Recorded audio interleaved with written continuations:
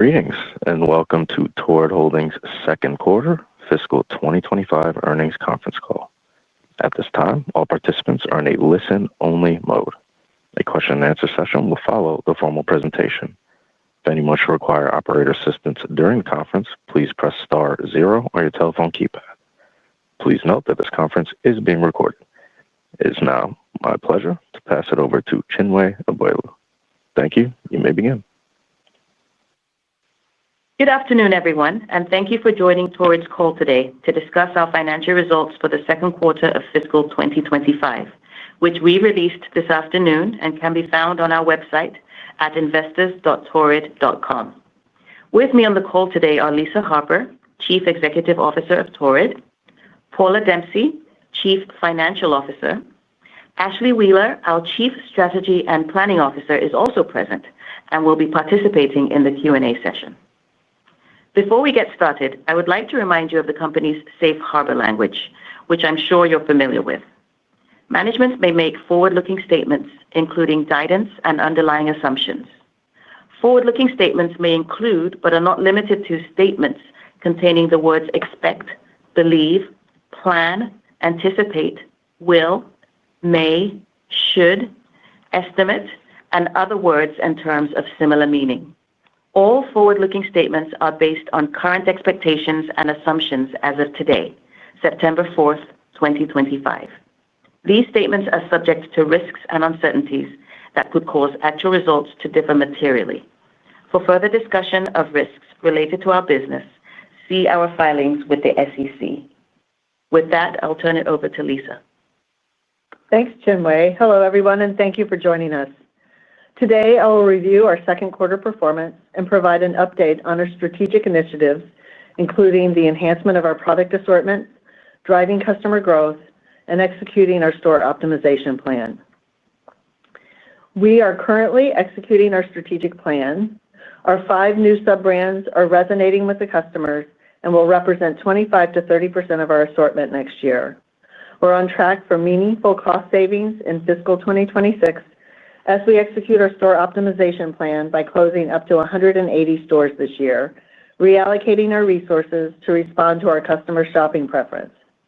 We believe this strategic shift, combined with continued inventory productivity, will deliver a substantive increase in free cash in 2026, as well as delivering approximately 150 to 250 basis points of adjusted EBITDA margin expansion. That margin expansion is net of planned incremental marketing investments. We plan to utilize the growing free cash flow to reduce debt and repurchase shares, which we believe positions us to deliver stronger performance and create long-term shareholder value. Let's go over our second quarter results. We delivered net sales of $263 million and EBITDA of $21.5 million, in line with our expectations. Our comp sales were down 6.9% for the quarter, due in part to headwinds related to restructuring our footwear business and the movement of our model search activation from Q2 to Q3. We experienced strong demand during our semi-annual sale event in June, but softer holiday peaks over Memorial Day and 4th of July, which led us to be more promotional than we had anticipated to drive conversion. We continued to see customer sensitivity and value orientation given the current environment. During the quarter, we saw strength in bottoms, both denim and non-denim, dresses, and swim, which were offset by tops due to the softness in graphic tees and an over-penetration of crop tops. Having said that, we are seeing green shoots in our tops category as we address short-term product misses. We expect graphics to continue to underperform for the balance of the year, with improvements in late Q4 and into 2026. Now, turning back to our strategic initiatives. We remain incredibly pleased with the performance of our sub-brands and expect the penetration to more than double in the third quarter, and next year will reach 25% to 30% of our total assortment. This growth will support adjusted EBITDA margin expansion in 2026 through its higher margin profile due to limited promotions and higher full-price sell-throughs. These lifestyle concepts enable us to offer unique collections which provide more newness and excitement, while also catering to a broader customer base. The most recent Lovesick launch exemplifies this strategy, targeting younger demographics with strong engagement rates. Sub-brands generate a halo effect, driving attachment rates to core categories like denim, pants, and intimate apparel, while supporting customer reactivation through targeted community and influencer marketing. We're scaling this strategy through increased delivery frequency, enhanced newness, and additional sub-brand launches. On the marketing front, we are bringing back our popular model search event with a new look and feel. This year's event will be primarily digital and will kick off on September 9th. Historically, our model search has been a very strong customer activation event for us, and we are optimistic that the new format will enable us to reach an even broader audience. We also began to scale our digital marketing efforts toward awareness and new customer acquisition with a diversified approach of paid media, organic social, and a more robust influencer marketing campaign. During the quarter, we launched a Torrid Summer, an influencer-based campaign.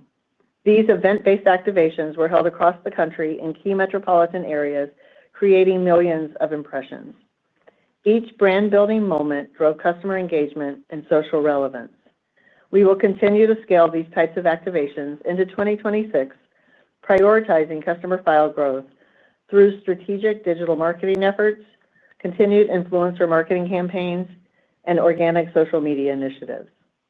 We are investing behind these initiatives to increase brand awareness and consideration through top-of-funnel marketing and have made a strategic decision to increase our digital marketing spend for the balance of this year above the original budget by approximately $5 million, yielding a total investment of approximately 6% in 2025 versus the 5% previously budgeted.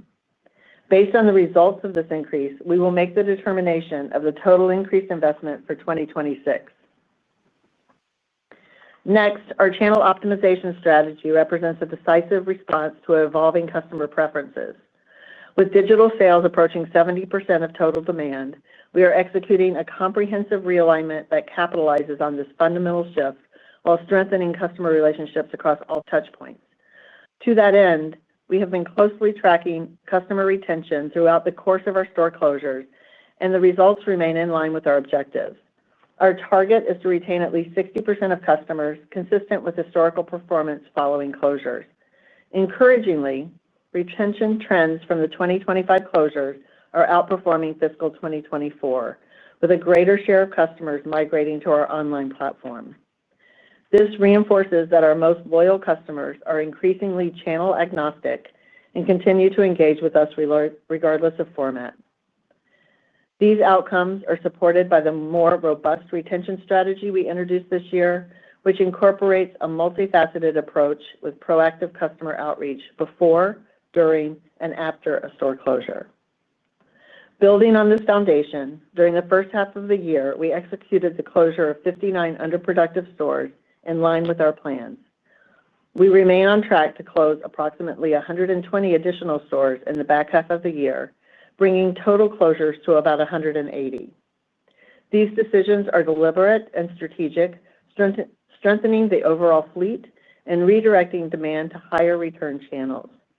Importantly, when paired with our enhanced retention playbook, this optimization demonstrates that we can both rationalize our physical footprint and preserve, if not strengthen, long-term customer relationships.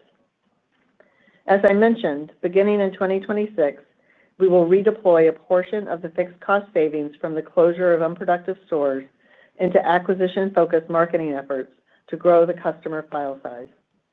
A portion will go toward increased digital marketing efforts and a portion toward more robust organic social influencer marketing.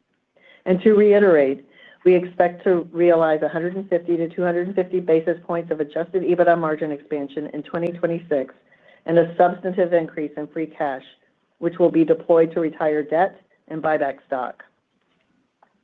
We currently have an active $100 million authorization for share repurchase, of which we have approximately $45 million remaining.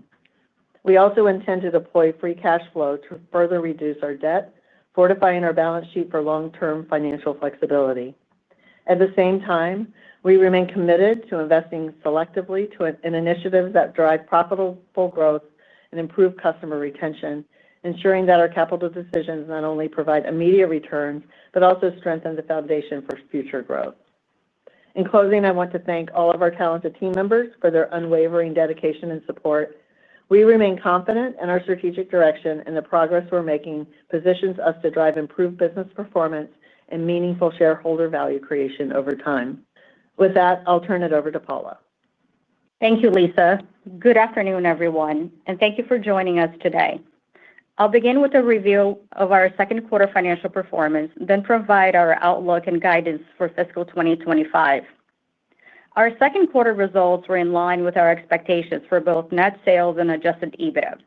While sales trends fluctuated throughout the quarter, we remained focused on disciplined expense management and execution of our store optimization strategy. Net sales for the second quarter were $262.8 million compared to $284.6 million in the prior year. Comparable sales declined 6.9%. Gross profit was $93.5 million compared to $110.3 million last year. Gross margin was 35.6% compared to 38.7% a year ago. SG&A was favorable by $6.3 million, resulting in $70.5 million in Q2 compared to $76.8 million in the prior year. As a percentage of net sales, SG&A leveraged 20 basis points to 26.8% versus last year. The year-over-year favorability in SG&A continues to be primarily driven by our store optimization efforts as well as prioritization of company-wide projects. We strategically increased our marketing investments by 30 basis points in Q2 compared to last year to support the rollout of new sub-brands. We also invested in creative brand building campaigns to attract new and younger customers. Net income was $1.6 million, or $0.02 per share, compared to a net income of $8.3 million, or $0.08 per share in the prior year quarter. Adjusted EBITDA was $21.5 million, representing an 8.2% adjusted EBITDA margin versus $34.6 million and 12.2% adjusted EBITDA margin last year.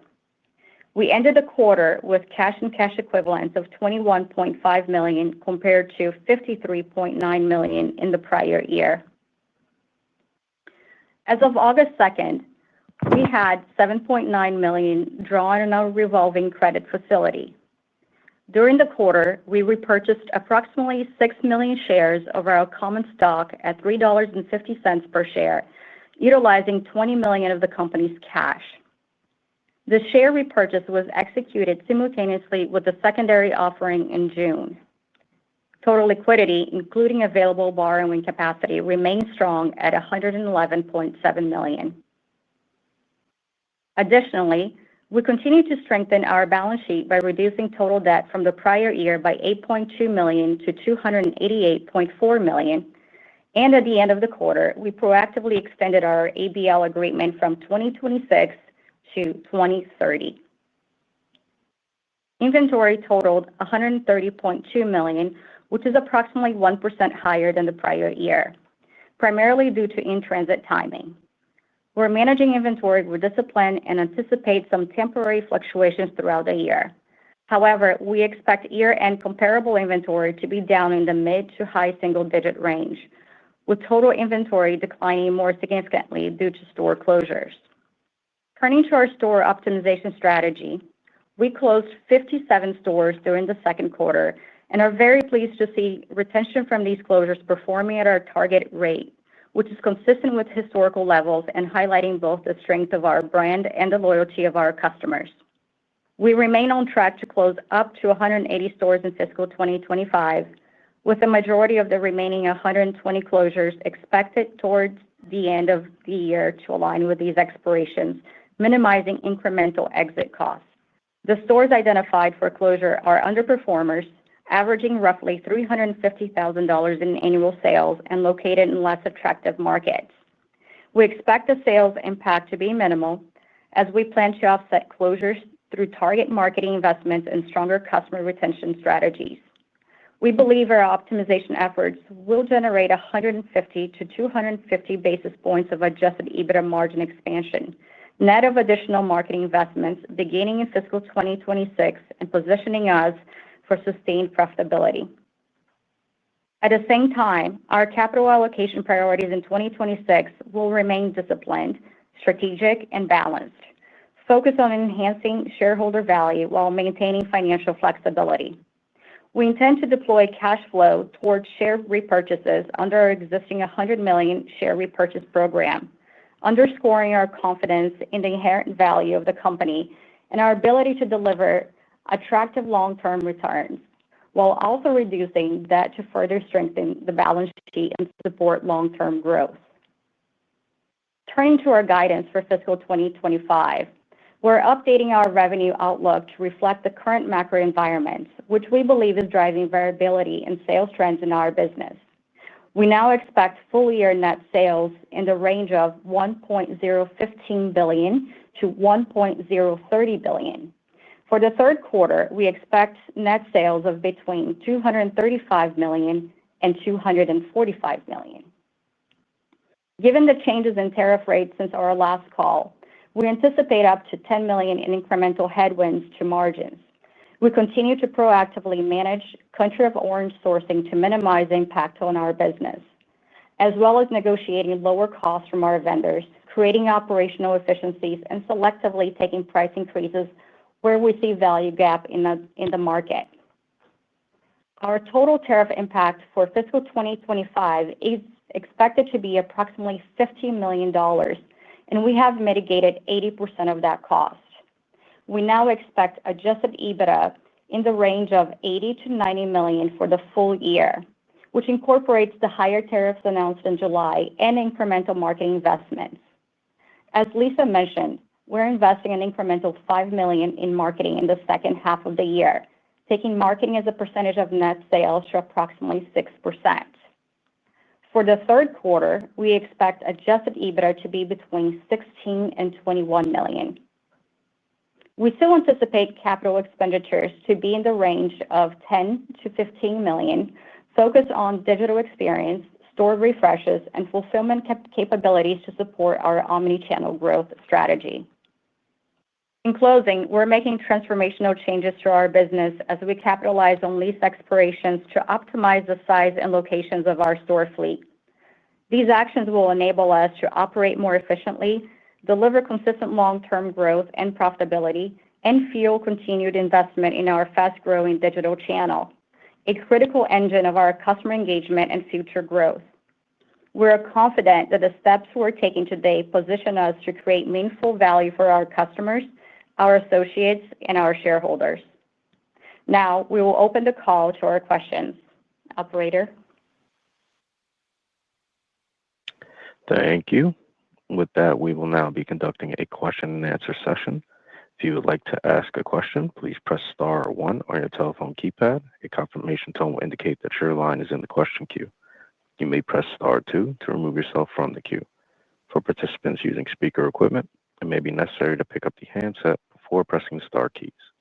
One moment while we poll for questions.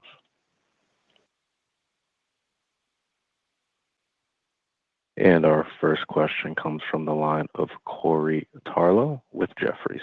Please proceed with your question. Great. Thanks. Lisa, how would you characterize the health of your customer and the appetite for newness that you've infused into the business?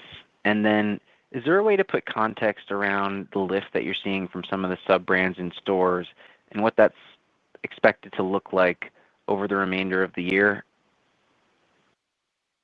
Sure. Thanks, Corey.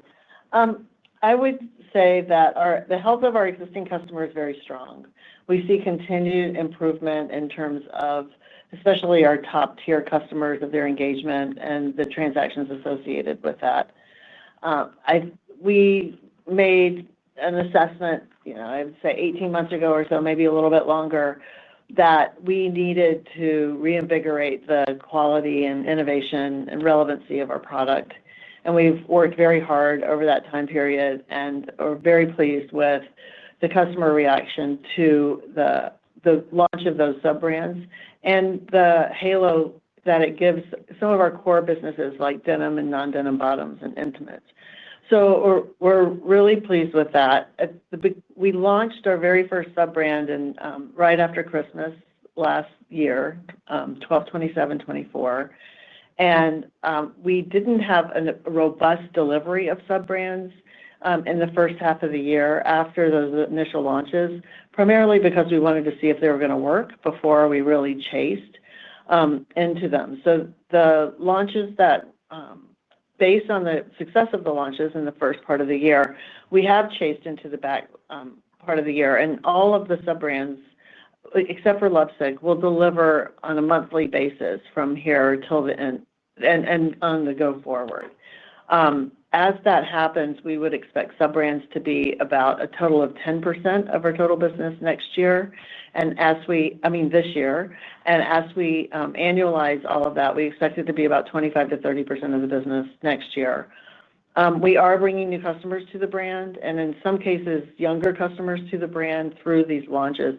Lovesick's a little early in terms of assessing the customer impact, the specific customer impact in terms of new or demographic or age, but we are pleased with how all of these are launching. I would say our goals were focused on frequency of our existing customers and new customers in this business, and we're achieving those.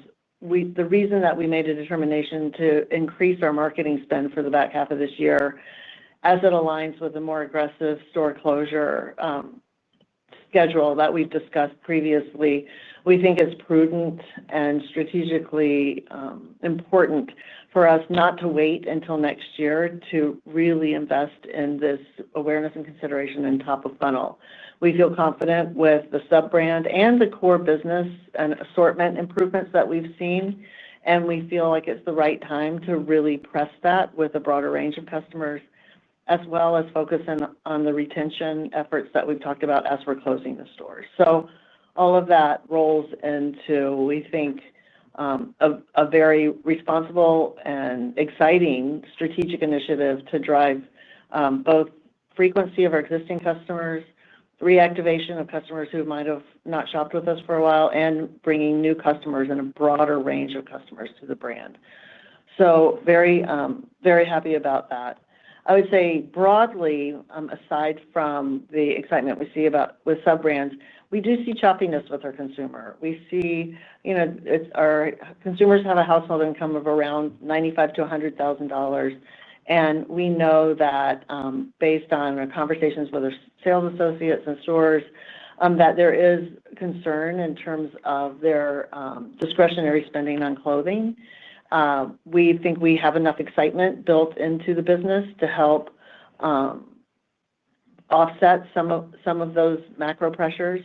And as I said, we are very happy with how they're engaging with both the new brands as well as the categories that receive the halo treat effects in conjunction with that. Did I answer everything, Corey? I think you did. I just wanted to follow up, and thank you for that color, Lisa. I just wanted to follow up on the outlook for the year. Is there a way you could put into context the EBITDA outlook change? And I know you're investing more in marketing, but how are you thinking about the other aspects around promotions and investments in the business as we look throughout the remainder of this year, and maybe what stays in the business or what comes out, even as you think about what next year could look like as well? Thank you so much. Yeah. There are a few things, obviously, that have impacted us. We've talked about, obviously, the largest being tariffs. And so we think the total hit for tariffs this year is cumulatively about $50 million.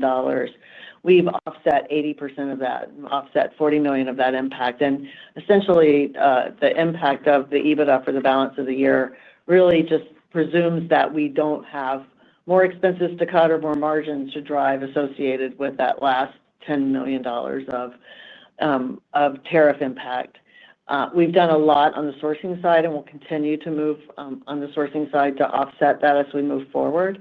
But I think primarily the impact is that hit of tariff that is above and beyond what we had contemplated in our previous communications, as well as, why don't I let Ashley talk about some of the promotional efforts and things like that? Yeah. Hi, Corey. So from a promotional standpoint, as Lisa noted, we have continued to see some choppiness with the customer. So we've responded to that with some additional promotional activity that wasn't originally contemplated to drive conversion efforts. We expect that to continue throughout the balance of the year in this environment. And then beyond the $10 million associated with tariffs that Lisa mentioned, the incremental marketing investment, that at this point we're really positioning more upper funnel awareness and consideration focused to drive the type of behavior and set us up for a 2026 growth to support sub-brand acceleration. Great. Thank you very much. Best of luck. Thanks, Corey. Thank you. And our next question comes from the line of Brooke Roach with Goldman Sachs. Please proceed with your question. Hi, this is Savannah Summer for Brooke Roach. Thank you so much for taking our question. There was a lot of ground covered on the call, and it's really great to see the continued momentum with the sub-brands. You've discussed planning in the sub-brands to be 25 to 30% of the assortment next year. I was curious what you expect that mix to go to over time. How do you think about the margin opportunity and the associated timeline there as the brands continue to scale? Thank you. Are you asking scaling post 26? Yes, that's correct. Okay. So we've discussed before, and we're still very happy with the margin profile that we're seeing in sub-brands.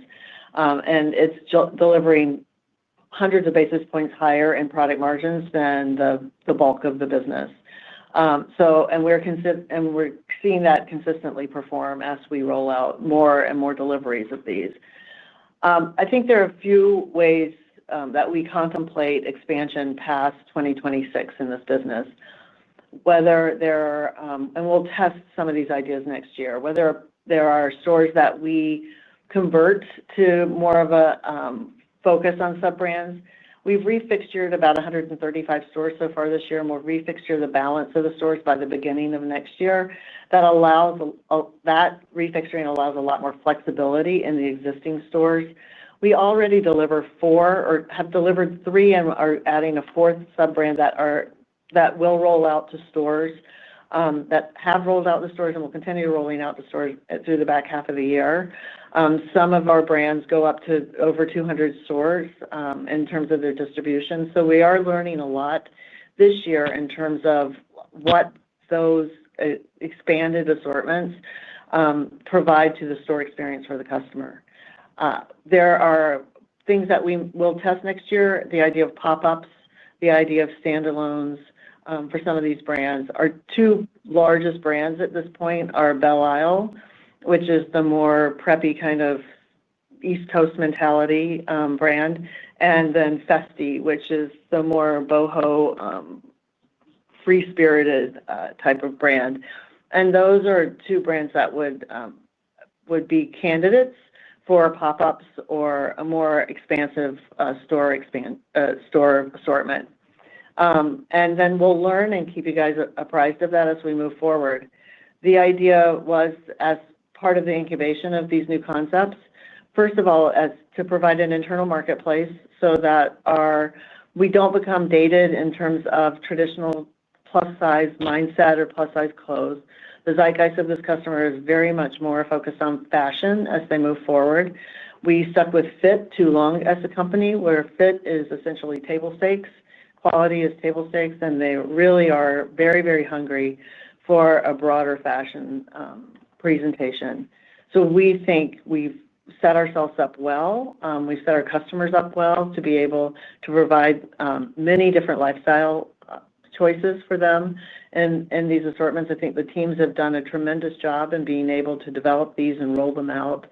It's been a Herculean effort to really bring this much new product to the customer, as well as updating the core product in the Torrid line. So I think there's a chance for further expansion as we move forward into 2027. As a total penetration, I think there's some chances for pop-ups and standalones, and then the potential for converting some of our stores to have a higher percentage of sub-brands in their total assortment mix. Thanks so much for the color. I'll pass it on. Thank you. And our next question comes from the line of Janine Stichter with BTIG.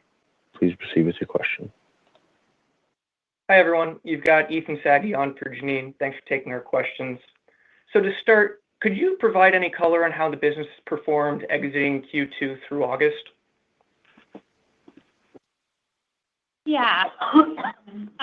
So I would say, based on the results of Q2, what we saw was a little bit softer performance throughout peak holiday periods. So we didn't see the acceleration that we would normally see over, say, Memorial Day or 4th of July.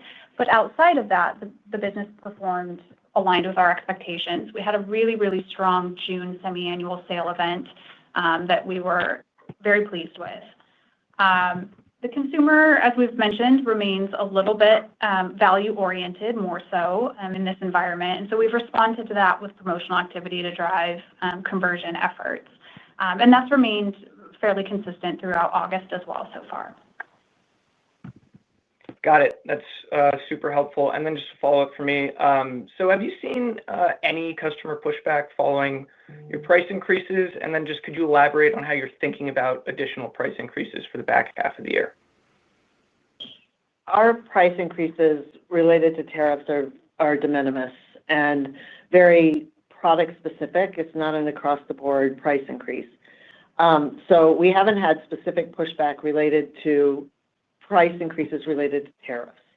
We have, however, and have always had and consistently had, the number one complaint of our customers is pricing. And I'm not sure that we're the only retailer that experiences that. I had announced maybe a year and a half ago, really focus on opening price point product.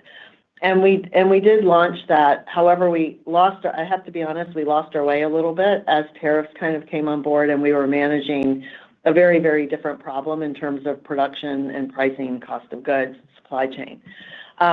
While I feel like the team has done a tremendous job in managing that, we still recognize that we have an opportunity in opening price point product. And to that point, as we move into next year, we anticipate about 25% of our assortment, 25% of our sales in our apparel business will be opening price point. And that is a tremendous undertaking with merchandising design and product development, ensuring that we can uphold our quality, but bring a better value to the marketplace for the customer. So if you think about kind of the range of our business next year, I think about 25 to 30% in sub-brands, about 25% in OPP, and the balance is more of the core business. And that's how we're structuring it as we move forward. I think that is an enormous opportunity for us probably as valuable as the product innovation that we've brought to the marketplace. And I'm very excited about bringing that to the customer as we go into first quarter of next year. Great. Thank you so much. That was super helpful. I'll pass it on. Thank you. Thank you. And with that, there are no further questions at this time. I would like to pass it back to Lisa Harper for closing remarks. Great. Thank you, everyone, for joining us today. We look forward to keeping you in the loop on our advancement of our strategic initiatives. Thanks. Look forward to talking to you next quarter. Thank you. And with that, ladies and gentlemen, this does conclude today's teleconference. We thank you for your participation. You may disconnect and have a wonderful day.